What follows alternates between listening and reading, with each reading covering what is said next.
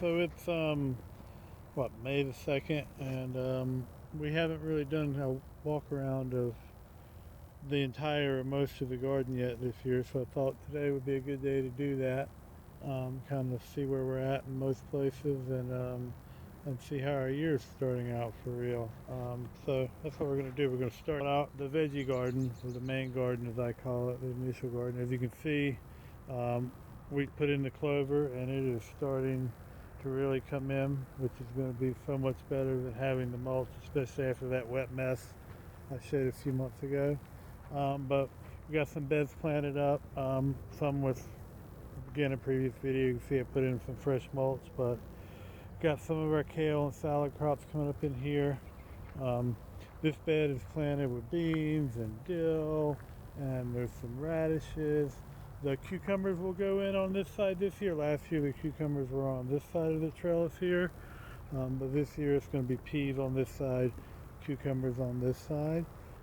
All those lettuces are going to have to come out here soon, and so none of them have really formed heads, but I think we're going to try and save some of the leaves, freeze them for stir frying and things like that. Not lettuces, those are all cabbages. See, that's what we're going to do today. I want you to count how many times I forget or misname a plant. The pond is still got a long way to go. I've still not decided on whether that's going to be the basin or I'll use something else or it's going to move, but I'm not happy with the sound it makes more than anything. Also going to go pick up some plants for it tomorrow. I think some more oxygenators. I definitely need it since it's bigger now. But the water lily's doing well, and the hornwort I have in there is doing well. I just need more of it, and I want some intermediates to go in the shallows. All this stuff is doing okay. The blueberries are just starting. You can see the bees. Super busy bees. Ha ha ha. In the back. But they're all the hives are doing really well right now. So going along here is not a lot of stuff coming to an end and starting to flower. Some of the brassicas and stuff. Nothing's planted up in here. Apparently that straw that I got from the local supplier had a lot of grass seed in it, so I keep having to weed that. Had to go ahead and net the strawberries because we're starting to see berries form in there. And I think there was even one that was starting to turn a little pink. So I wanted to get ahead of the birds and net the strawberries. We're still doing that. The lettuces in here are still looking really good. All this is going to come out in like 2 weeks, though, because it'll be time for tomatoes to finally come out. But for now, the stuff flowering is good for the bees, and I'm still able to get a few salads out of here every week. So that's good. But in here, like I said, not a lot, just getting started. Figure out what we do with all this extra room if we're not going to put the bags back down. But let's move on.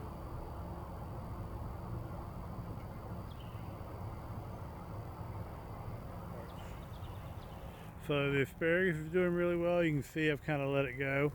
I've not been harvesting everything. The really skinny stuff I didn't want to harvest because I wanted their roots to grow a little more. Also, you can, you only eat so much asparagus before your pea starts to smell funny, and that started to happen. But yeah, the asparagus is doing well. We're still harvesting. You're supposed to stop at a certain point. I got to remember when, just so they can regenerate their roots. But really happy with how I did that bed. If you're interested in how I did that, ask and maybe I'll do something on it, kind of explain. But it's basically a hugelkultur bed in a very wet area. These are our Jerusalem artichokes, which are just starting to sprout up again this year, doing really well. Some of them have escaped. They will escape. Maybe when you do put them in a bed, we'll just cut those down. But they're really easy to grow and really quite tasty. They're a little bit of a pain to prepare sometimes, but I really love them.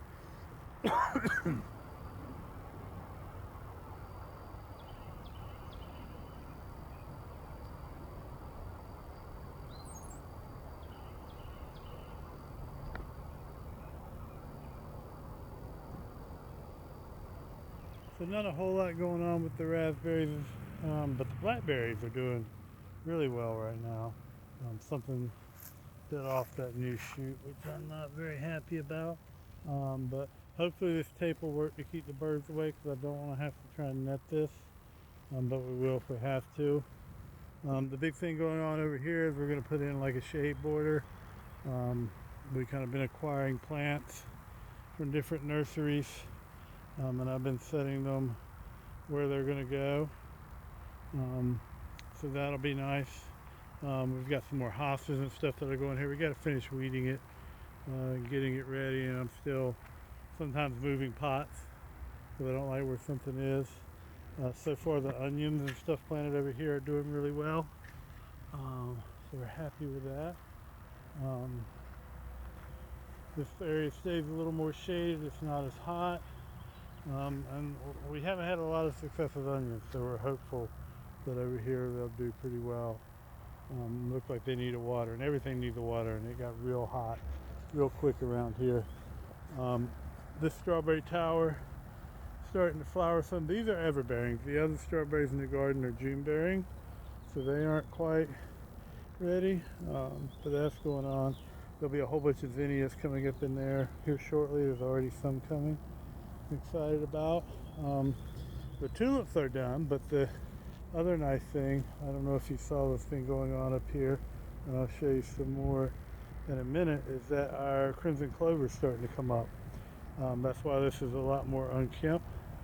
It's because I didn't want to cut that down because I want it to spread. So that's been a new thing.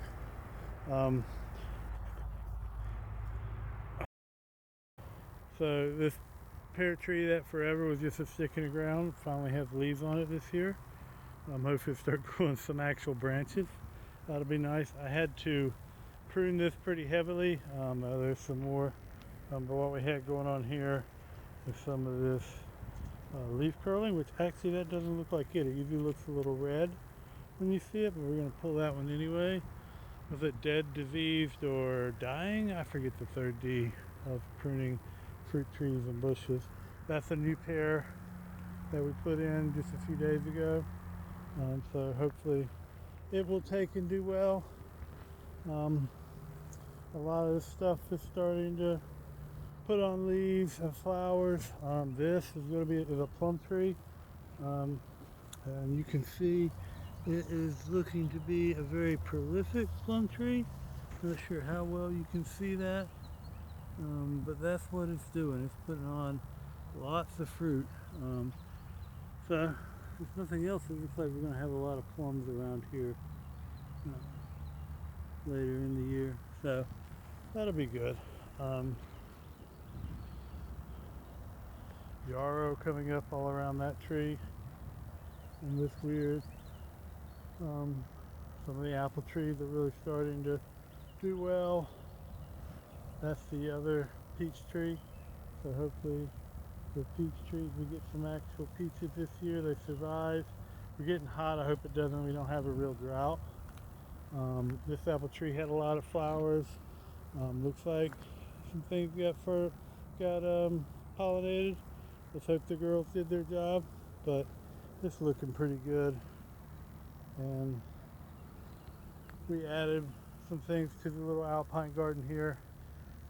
So far it's doing okay. We had to weed it real good and get in there and add some new things. So hopefully it does well. And as you see, this is like our best patch of the clover right here. I was actually cutting when I realized the clover was coming up, so I just made sure I didn't cut anywhere where it was pretty high. We seeded more for this year as well, but really happy with that. That's going to mean less mowing in the long run. There's some borage there.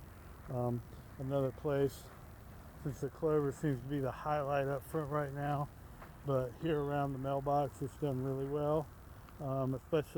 That's especially nice since the daffodils have died back. There's no more daffodil flowers here.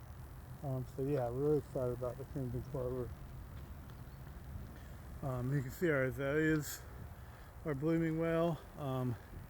Even though if you look, you can tell they've been butchered. They had to be butchered. When we first moved in, that looked like one giant azalea bush, and it wasn't until probably a year later I figured out that it was two azalea bushes growing into each other. and just because no one taking care of it, it really had to be cut in too hard. And I can see some places I need to cut some more dead stuff, but it's doing well. And then behind it, you probably see the irises, which are in full glory right now, even though they're suffering from the heat some. They're still looking pretty good. Like I said, we'll come out here and water in a few minutes. So I decided to go ahead and do this now. So excited about that. And then of course this, what used to, we call it the driveway garden. It used to be, I guess someone tried to extend the driveway. The boards have been blooming well.